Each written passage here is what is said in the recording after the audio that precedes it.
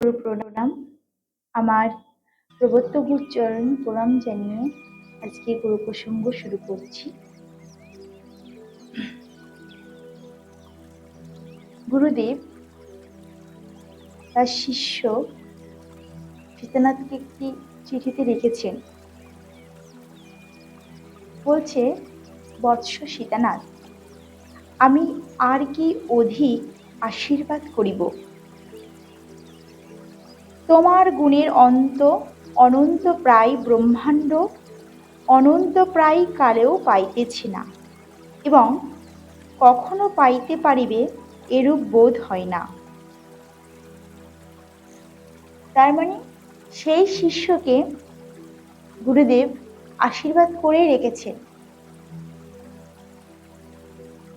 কারণ সেই শিষ্যের যা পাওয়া শিষ্য পেয়ে গেছে। উন্নতির উচ্চ শিখরে সে পৌঁছে গেছে। তাই গুরুদেব লিখেছেন, আমি আর কি অধিক আশীর্বাদ করিব?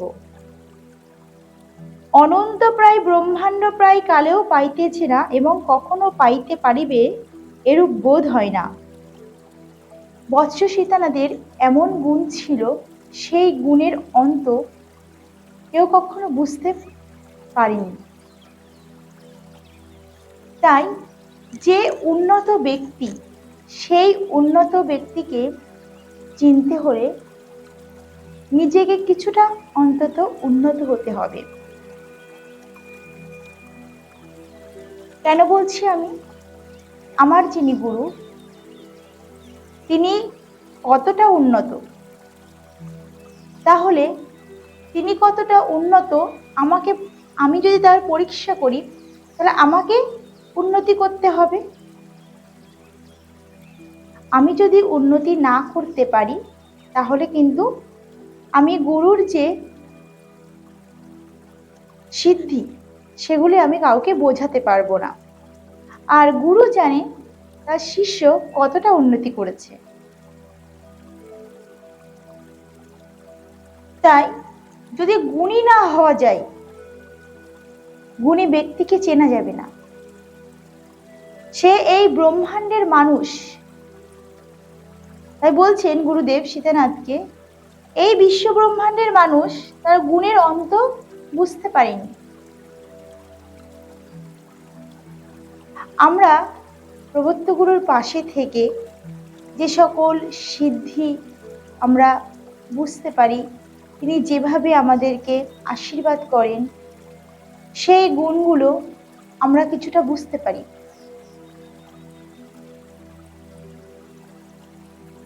যখন সেই পরাৎপর পরম পুরুষ স্বয়ংই তোমাকে আশীর্বাদ করিয়াছেন ও করিতেছেন, তখন আর তোমার ভয় কি? গুরুদেব সীতানাথকে বলছেন, আর এখন আমাদের কি বলেন?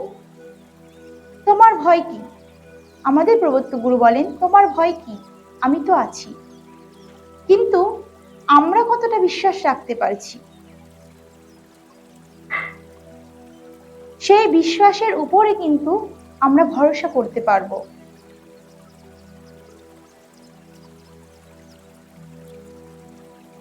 আমরা যখনই কোনো বিপদে পড়ি, তিনি বলেন, তোমার ভয় নেই, আমি তো আছি। কিন্তু আমরা ভয় পেয়ে যাই। কারণ কি? আমরা পার্থিবটাকে যে বেশি আঁকড়ে ধরে আছি, আর তিনি যে সূক্ষ্মভাবে সবকিছু জেনে গেছেন, কিন্তু আমরা যে ভয় পেয়ে যাই। কারণ তিনি যেই জায়গা থেকে কথাগুলো বলছেন, সেই জায়গায় আমাকে পৌঁছাতে হবে, তাহলেই আমি ওনার কথা বুঝতে পারবো। তবে বক্তব্য এই যে, অজস্র ধারায় সুধা বর্ষণ হইতে থাকিলে ক্ষুদ্র ঘট জ্বালার ন্যায় সুধা ধারণে সমর্থ হয় না।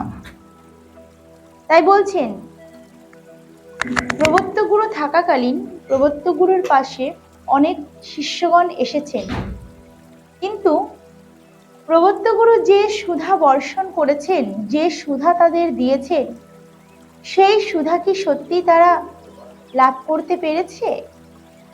সেই সুধাকে বিষে পরিপূর্ণ করে ফেলেছে। কারণ সেই সুধাকে যদি বিষ পান করে, বিষ ভাবে, তাহলে সে কখনো সেই ক্ষুদ্র ঘট জ্বালার ন্যায় সুধা ধারণের সমর্থ হয় না। সেই যে ছোট একটি ঘট, সে জ্বালার ন্যায় সুধা ধারণের সমর্থ কখনোই তারা হতে পারবে না। সেই সুধাকে সবসময় বিষই বলেই ভাববেন। এটা বিষ, এটা সুধা না।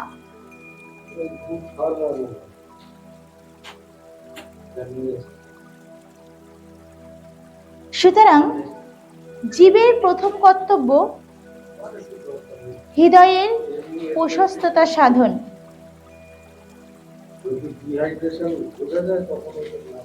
সুতরাং জীবের প্রথম কর্তব্য হৃদয়ের প্রশস্ততা সাধন। এই সাধনায় সম্পূর্ণ কৃতকার্য হইলেই মানব জন্মের সার্থকতা সাধন করা হয়। কি বলছে? জীবের প্রথম কর্তব্য হৃদয়ের প্রশস্ততা সাধন। এই সাধনায় সম্পূর্ণ কৃতকার্য হইলেই মানব জন্মের সার্থকতা সাধন করা যায়।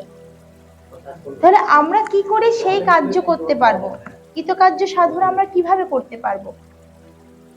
কৃতকার্য সাধন করতে গেলে সেই বিষয় সম্বন্ধে আমাদের জানতে হবে। জীবের প্রথম কর্তব্য কি? হৃদয়ের প্রশস্ততা, হৃদয়কে আরো বাড়াতে হবে। তাই বলছে অনন্তর জীবত্ব ধ্বংস এবং তৎপরে ভগ্নাংশের অখণ্ডকারে পরিবর্তন সাধন।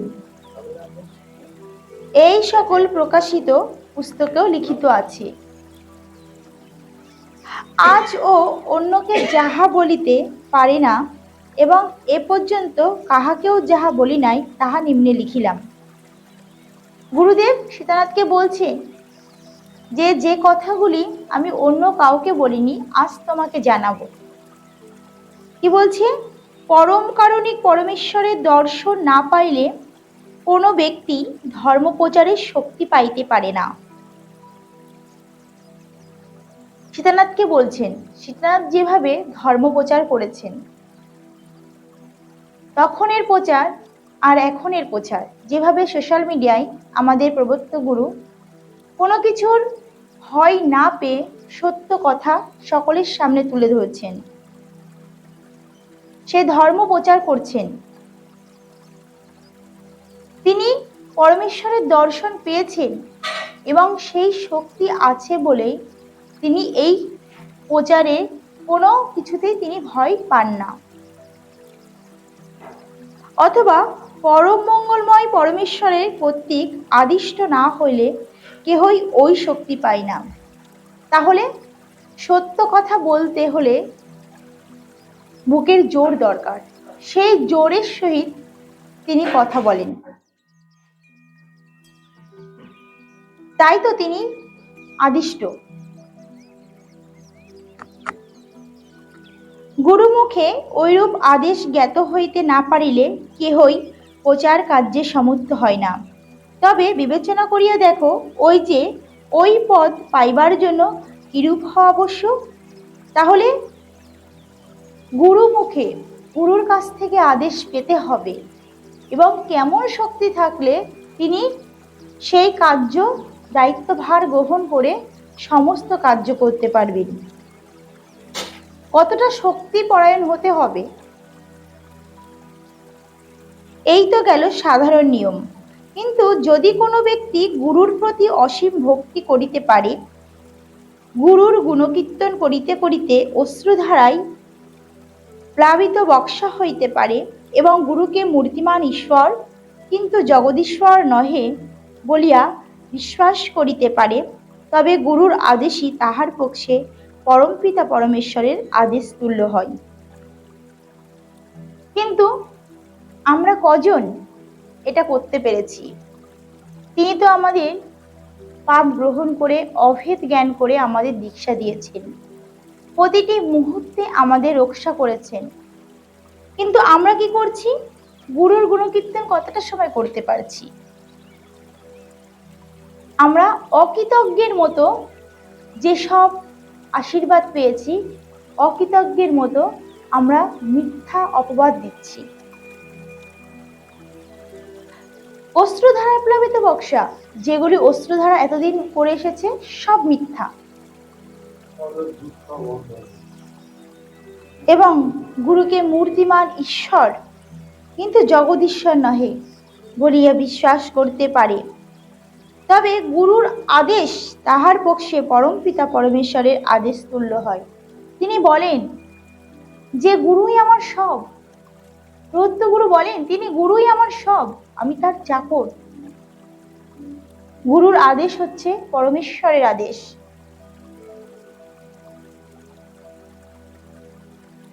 সকল গুহ বিষয় এখনো জগতে প্রকাশ করা হয় নাই, তাই তিনি বলেছেন সকল বিষয় তিনি প্রকাশ করেছেন। অনেক কিছু বিষয় ধীরে ধীরে আমাদের জানাচ্ছেন এবং আমরা সেগুলি জানতে পারছি। যারা নেওয়ার তারা নিতে পারবে, যাদের